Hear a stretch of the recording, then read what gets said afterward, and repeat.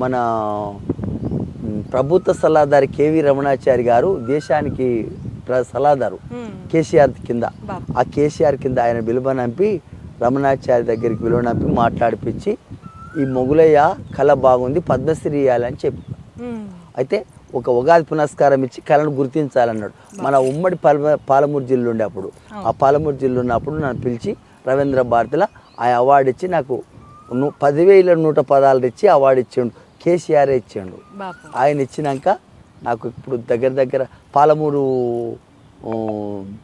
Collector Sridevi madam 51,000 ఇచ్చి award సన్మానం చేసింది కలెక్టర్ గారు. ఆ అవార్డు వచ్చింది నాకు. జిల్లా కలెక్టర్ ఇచ్చినాక నాకు ఇంకా ఎన్నో అవార్డులు వచ్చినాయి.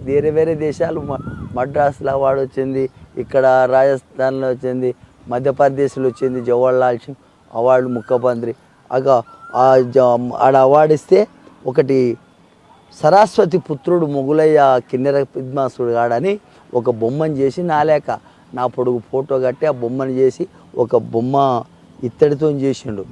మన అచ్చంపేట చందు విలేకర్ అని ఉన్నాడు, విలేకర్ సార్, ఆ నమస్తే తెలంగాణ విలేకర్ సార్, ఆయన నేనిద్దరం పోయిన హెలికాప్టర్ తీసుకుపోయారు.